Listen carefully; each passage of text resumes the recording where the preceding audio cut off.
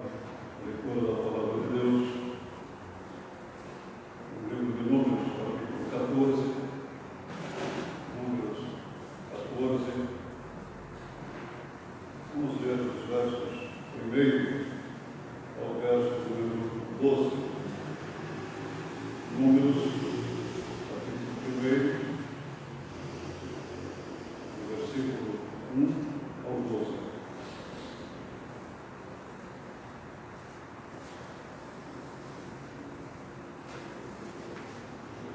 Naquela noite, toda a comunidade começou a chorar em alta voz. Todos os israelitas queixaram-se contra Moisés e contra Arão, e toda a comunidade lhes disse: quem dera tivéssemos morrido no Egito, ou neste deserto. Porque o Senhor está nos trazendo para esta terra, só para nos deixar cair a espada? Nossas mulheres e nossos filhos serão tomados como despojo de guerra. Não seria melhor voltar para o Egito? E disseram uns aos outros: escolheremos um chefe e voltaremos para o Egito. Então Moisés e Arão prostraram-se com o rosto em terra, diante de toda a assembleia dos israelitas. Josué, filho de Nun, e Caleb, filho de Jefoné, dentre os que haviam observado a terra, rasgaram suas vestes e disseram a toda a comunidade dos israelitas: a terra que percorremos em missão e reconhecimento é excelente. Se o Senhor se agradar de nós, Ele nos fará entrar nessa terra, onde há leite e mel com fartura, e a dará a nós. Somente não sejam rebeldes contra o Senhor, e não tenham medo do povo da terra, porque nós nos devoraremos como se fosse em vão. A proteção deles se foi, mas o Senhor está conosco. Não tenham medo deles. Mas a comunidade toda falou em apedrejá-los. Então a glória do Senhor apareceu a todos os israelitas na tenda do encontro, e o Senhor disse a Moisés: até quando este povo me tratará com pouco caso? Até quando se recusará a crer em mim, apesar de todos os sinais que realizei entre eles? Eu os ferirei com praga e os destruirei, mas farei de você uma nação maior e mais forte do que eles.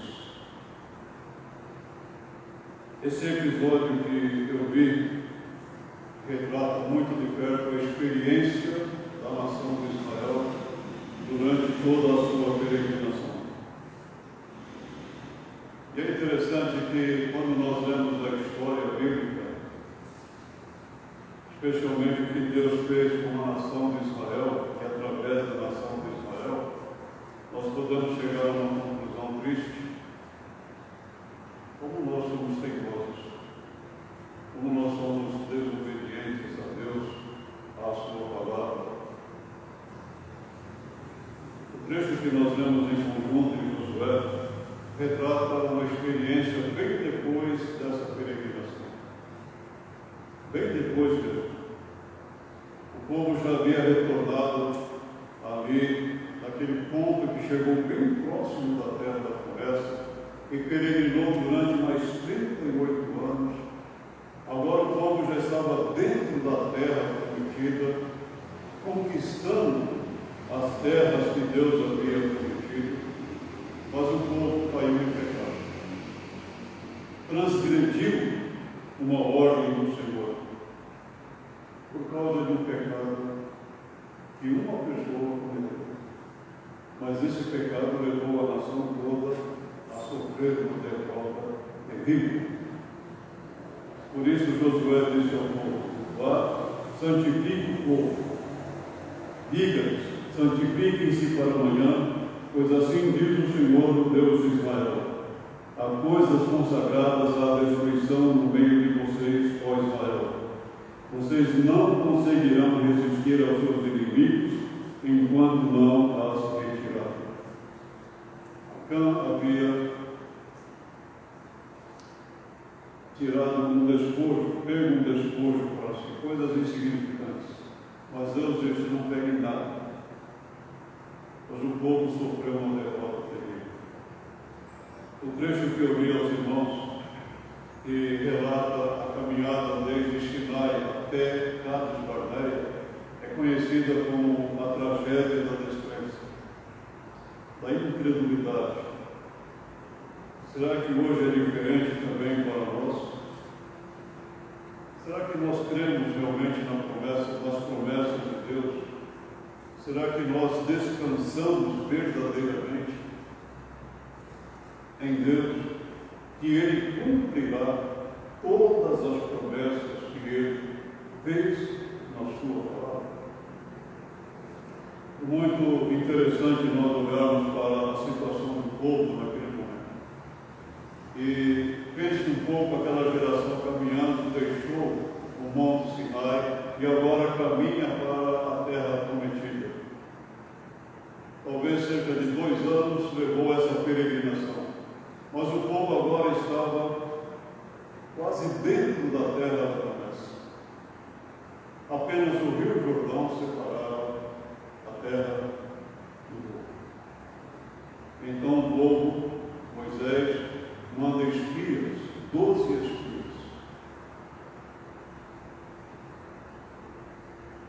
Dez voltaram com um relatório mais ou menos assim: olha, a terra que Deus nos prometeu realmente é boa. É uma terra maravilhosa, é uma terra que realmente ela é excelente. Mas há um problema. Nós somos como que gafanhotos diante dos moradores da terra. São gigantes. E nós não podemos fazer nada, nós seremos derrotados. 2 homens, Josué e Caleb, disseram: realmente, a terra é boa, é maravilhosa, é excelente, e realmente há inimigos grandes e poderosos, mas o Senhor prometeu que nós vamos entrar na terra. E a questão era essa: crer em Deus ou não crer? Confiar em Deus ou não confiar? Nós sabemos o que o povo fez. O povo creu no relatório de 10 espias. O problema não foi crer nesse relatório, foi desobedecer a Deus. Não crer na palavra de Deus. E essa incredulidade, ela é manifesta em algumas reações do povo. Naquela noite, toda a comunidade começou a chorar em alta voz. Parece até que alguma coisa tremendamente negativa estava acontecendo. Dá a impressão que o povo estava chorando porque Deus os havia enganado. Deus os havia levado até a entrada da terra. Mas agora Deus não poderia conduzir o povo, porque lá na terra habitavam pessoas grandes, nações poderosas, e nós somos como que gafanhotos. O povo ainda murmurou contra Moisés e Arão. Todos os israelitas queixaram-se contra Moisés e contra Arão, e toda a comunidade lhes disse: quem dera tivéssemos morrido no Egito ou neste deserto. Murmurar contra Moisés e Arão é a mesma coisa que murmurar contra Deus, porque foi Deus que chamou Moisés e Arão para liderar o povo. Na verdade, a murmuração não era contra Moisés nem contra Arão, mas era contra Deus. E a murmuração do povo revela a sua falta de fé em Deus, a não aceitação da direção de Deus, da soberania de Deus na vida da nação. A murmuração do povo foi que ele olhava para o momento, para as circunstâncias de momento, mas não para as promessas de Deus. Por um lado, nós podemos compreender a ação do povo. Quando você passa por uma situação difícil, quando você enfrenta um momento difícil, a tentação nossa, ou a tendência nossa é de olhar para o momento, olhar para aquela circunstância apenas. E nós temos dificuldade de olhar um pouco além, levantar a cabeça, levantar os olhos e olhar para a promessa de Deus, olhar para o fato de que Deus cuida de nós. Mas isso não justifica a incredulidade do povo, porque o povo já havia experimentado a bondosa mão de Deus de forma maravilhosa, a saída do Egito, a travessia pelo Mar Vermelho, o fato do povo estar ali no Monte Sinai recebendo a lei de Deus, as pragas que Deus havia enviado ao Egito. Aquele povo poderia trazer à sua lembrança esses grandes feitos de Deus. Mas o povo olha para as circunstâncias, o povo olha para o momento. E apesar da terra ser boa, excelente, maravilhosa, os gigantes colocaram bem. O problema do povo não era os gigantes, era a falta de fé na soberania de Deus, na providência de Deus. O povo então murmura diretamente contra o Senhor, porque o Senhor está nos trazendo para esta terra só para nos deixar cair a espada.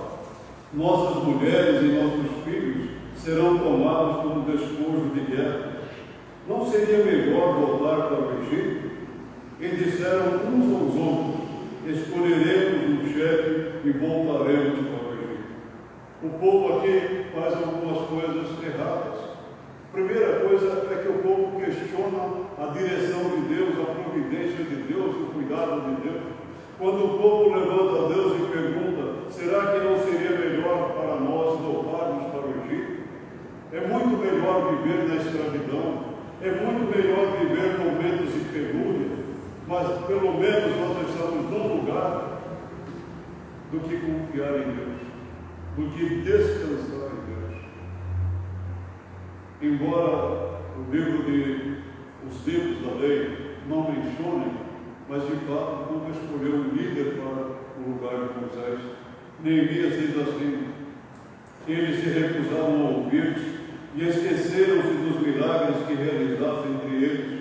Tornaram-se obstinados e na sua rebeldia escolheram um líder a fim de voltarem à sua escravidão. Nós não sabemos quem é esse líder, não sabemos o que aconteceu com ele, mas sabemos que o povo naquele momento ali escolheu um líder para o lugar de Moisés.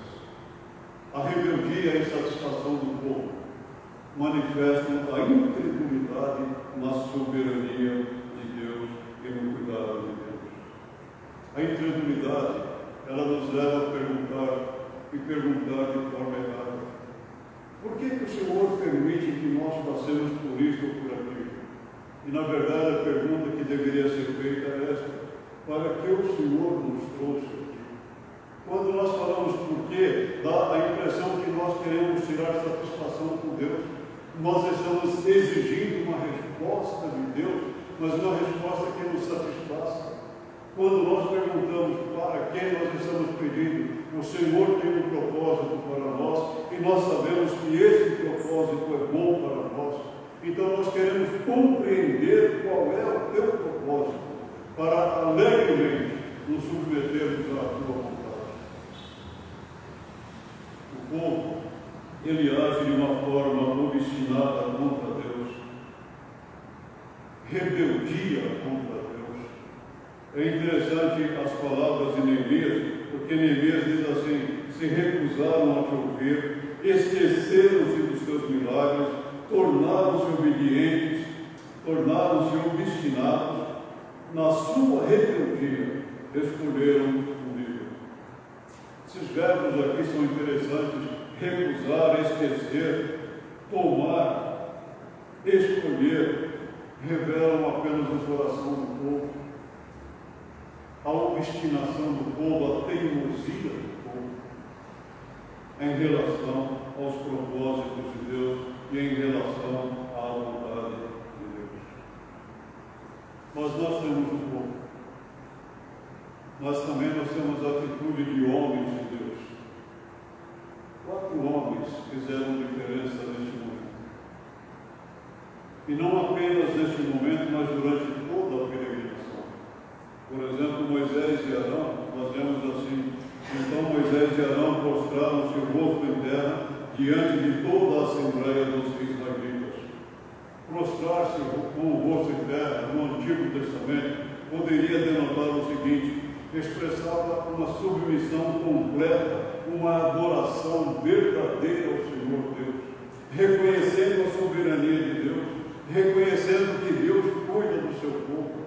É como que se alguém estivesse ajoelhado, prostrado, mas reconhecendo que acima nós temos um Deus único e verdadeiro, aquele que cuida, que sustenta, que fortalece, que dirige o seu povo.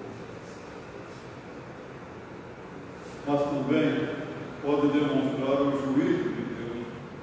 Mas Moisés e Arão prostraram seu rosto em terra e disseram: ó Deus, Deus que a todos dá vida, ficarás irado contra a comunidade, quando um só homem, teu povo? Aqui é no caso de uma rebelião posterior, mas o que Moisés está dizendo a Deus é algo interessante. O Senhor é justo, o Senhor haverá de manifestar o seu juízo. Mas será que é justo uma nação inteira sofrer por causa de um homem que tenha pecado? Nós sabemos que Deus corrigiu apenas o homem e a sua família e aqueles que se rebelaram contra ele. Mas a nação, de uma certa forma, sofreu também por causa da atitude daqueles que se rebelaram contra o Senhor. Nós também temos a atitude de Josué e Caleb. Gosto de ler esse episódio, gosto de ler o livro de Números, porque o livro de Números é um livro que relata a peregrinação do povo, relata inúmeros problemas, inúmeras dificuldades, revela a paciência de Deus, o cuidado de Deus, apesar da rebeldia do povo. Não é diferente para nós também hoje. Nós somos rebeldes contra Deus, nós somos obstinados contra Deus, nós queremos andar e fazer de acordo com a nossa vontade, embora nós oremos ao Senhor, embora nós digamos assim: Senhor, seja feita a tua vontade. Na verdade, nós queremos que a nossa vontade seja feita. Nós queremos que Deus mude, mas nós não queremos ser mudados por Deus e pela sua palavra. Nós não queremos ser transformados mais e mais pela palavra do Senhor. Eu posso dar um exemplo aos irmãos da seguinte maneira: há pessoas que vivem na igreja durante uma vida inteira, mas não mudam os seus hábitos, não mudam as suas práticas, mesmo que elas sejam contrárias à palavra do Senhor, mesmo que elas sejam contra os princípios da palavra do Senhor.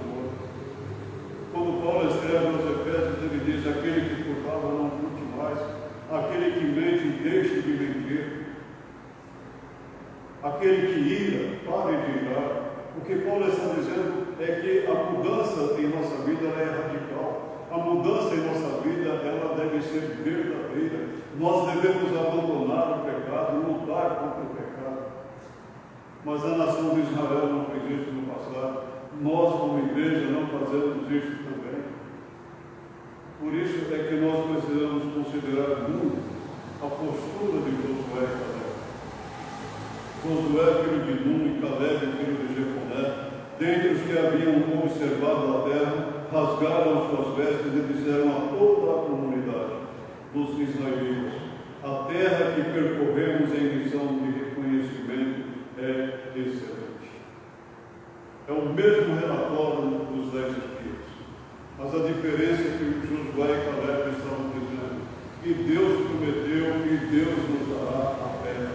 Nós vamos entrar na terra. Mas a atitude de Josué e Caleb de rasgar as suas vestes é interessante. Quando Rúben voltou ao poço e viu que José não estava lá, rasgou as suas vestes. Então Jacó rasgou as suas vestes, vestiu-se de pano de saco e chorou muitos dias por seu filho. É a situação de José. Quando Rúben chega ao poço, ele não vê o seu irmão, ele fica angustiado, ele rasga as suas vestes e chora.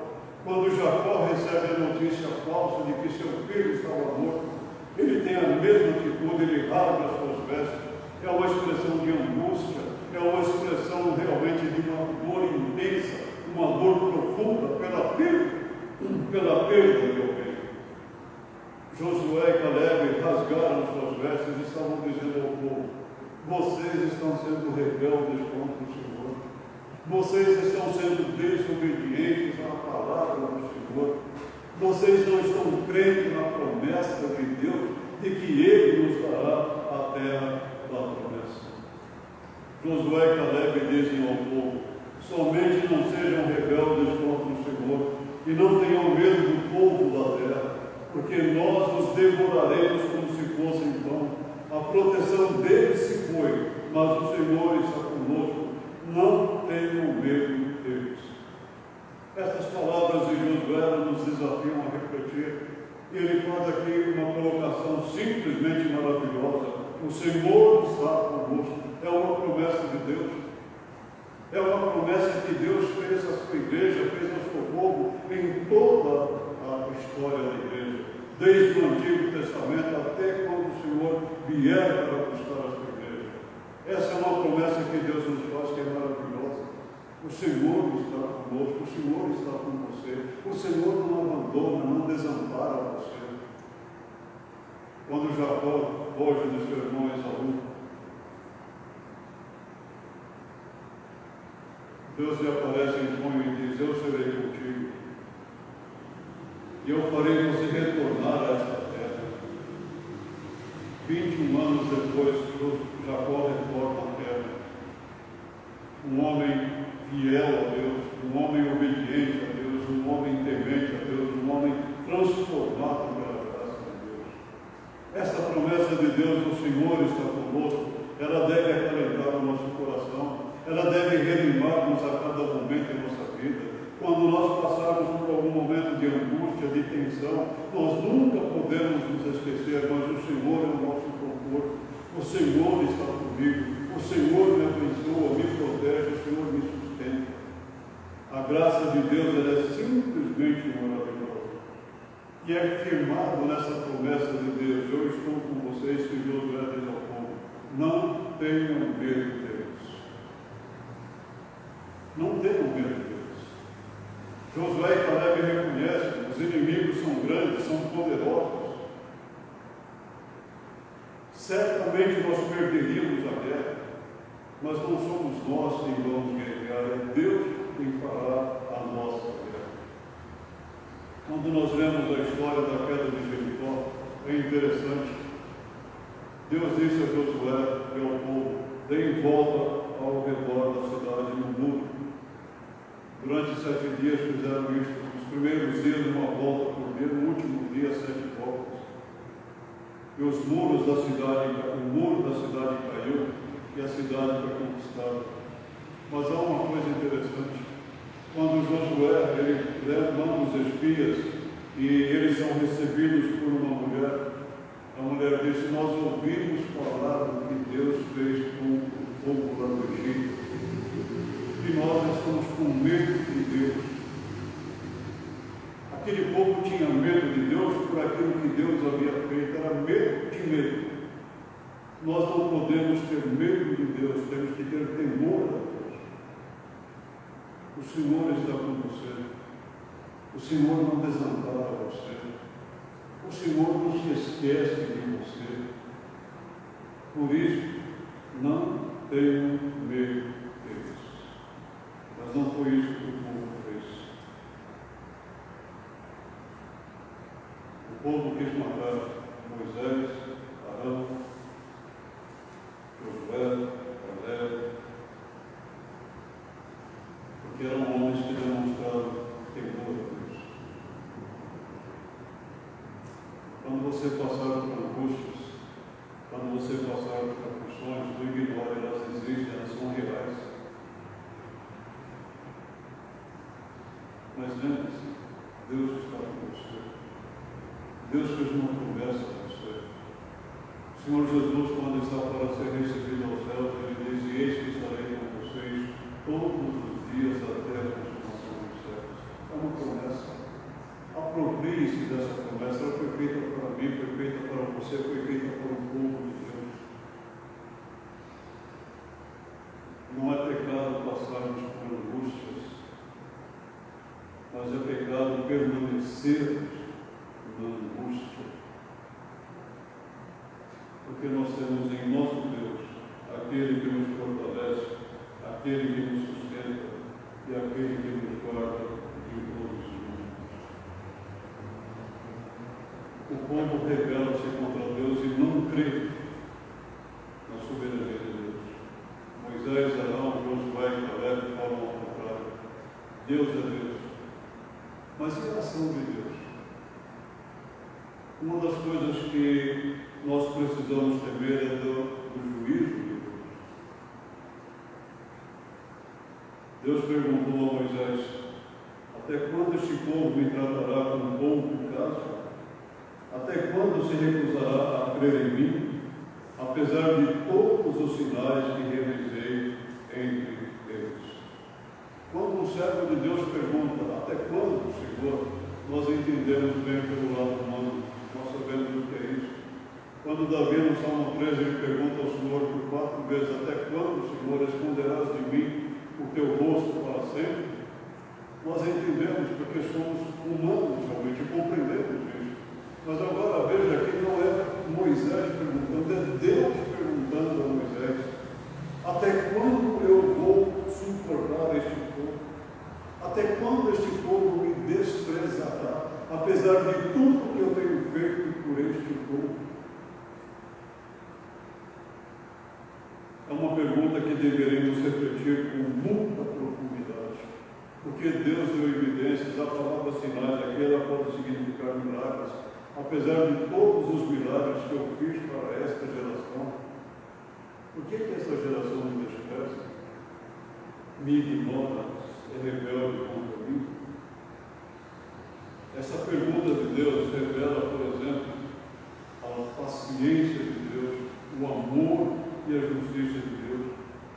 Nós vemos que por 10 vezes o povo já havia tentado a Deus, colocado o Senhor à prova. No entanto, juro pela glória do Senhor que enche toda a terra, que nenhum dos que viram a minha glória e me desobedeceram 10 vezes, nenhum deles chegará a ver a terra que prometi com juramento a seus antepassados. Ninguém que me tratou com desprezo haverá. É o juízo de Deus contra aqueles que não creram nele. Uma das coisas que eu acho interessante na peregrinação é que aqueles que não foram rebeldes a Deus tiveram que caminhar mais 38 anos com aquela geração rebelde, até que aquela geração fosse toda ela exterminada, morresse no deserto. Aqueles que tinham menos de 20 anos quando saíram do Egito, e aqueles que nasceram durante a peregrinação entraram na terra da promessa. Mas imagina bem o seguinte: por causa da rebeldia de uma geração, outra geração não pôde receber bênçãos de Deus de uma maneira mais direta, teve que esperar. Acontece a mesma coisa conosco na igreja. Quando alguém desobedece a palavra de Deus, quando alguém anda de modo contrário à palavra de Deus, ele não está apenas ele fazendo isso, ele está levando o corpo da igreja toda a passar pela mesma situação. Por isso é que Deus está dizendo, aqui não fala da vida eterna com Deus, não fala que vão ao céu, não é isso. Deus está dizendo, ninguém desta geração entrará na terra da promessa, ninguém na verá. É a consequência da desobediência à palavra do Senhor. Essa postura do povo revela claramente a incredulidade no poder de Deus. E apesar de todos os sinais, todos os prodígios que Deus realizou, aquela geração não creu na palavra de Deus. E é interessante que Deus diz a Moisés: eu os ferirei com pragas, os destruirei, mas farei de você uma nação maior e mais forte do que eles. O que Deus está dizendo aqui é algo interessante.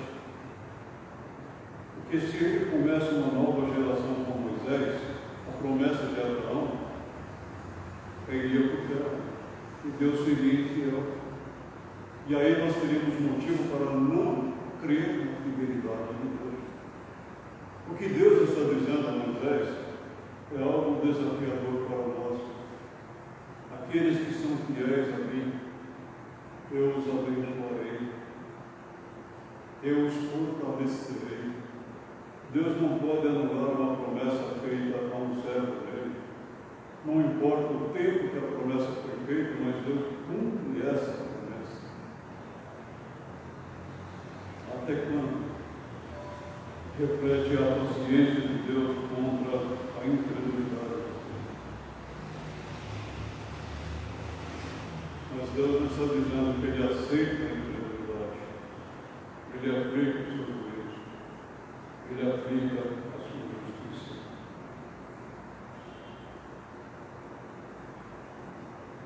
A experiência daquela geração deve ter sido terrível. Poderíamos dizer assim, estavam a poucos metros da terra da promessa. É claro que é uma linguagem apenas comparativa, apenas a poucos metros da terra da promessa. Não era distante porque os espias foram 40 dias levaram para espiar a terra. Então não era um lugar distante, estavam dentro da terra, mas não entraram. Porque desobedeceram a Deus, foram incrédulos quanto ao poder de Deus. Por isso, aquela geração não entrou na terra da promessa. A questão toda se resume numa coisa: crer ou não crer. Ou nós cremos verdadeiramente em Deus, ou nós não cremos em Deus. Nós não podemos crer um pouco, não crer um outro pouco, não. Ou cremos ou não cremos. Não existe meio termo. Mas Deus sabe, e esse é o grande problema de Deus com isso. Deus sabe. Às vezes as pessoas falam, mas Deus sabe o que é que eu estou passando, e esse é o grande problema de Deus. É por isso que nós temos que tomar cuidado com o juízo de Deus. Amados, é um ano atípico para nós. 2020 é um ano atípico. Eu acredito que talvez nenhum de nós aqui tenha vivido um ano como esse. Diferente para nós em todos os sentidos. Mudamos hábitos, costumes. Mas o que é que nós aprendemos com tudo isso? O que é que nós podemos tirar de lição para nós? Porque foi um ano diferente, vamos ter que mudar tudo em nossa vida? Não. Podemos mudar hábitos sociais, mas jamais podemos mudar nossos hábitos espirituais. Disse há pouco numa reunião que nesse período de pandemia uma das coisas que mais eu aprendi foi a importância de estar mais perto do Senhor Deus, caminhar mais junto do Senhor Deus. Porque essa pandemia mostrou-me apenas uma coisa: a nossa incapacidade de reagir diante de certas coisas. Mas eu não posso me apegar a isso para falar que eu não posso fazer nada. Não. Eu creio no Deus soberano, eu creio no Deus que pode todas as coisas, e eu creio que esse Deus governa a história da humanidade. É nele que estamos. Circunstâncias existem, é inegável. Mas Deus age soberanamente em toda a história. Deus é Deus. O homem é apenas homem. A incredulidade pode nos trazer muitos prejuízos, muitas dificuldades. Por outro lado,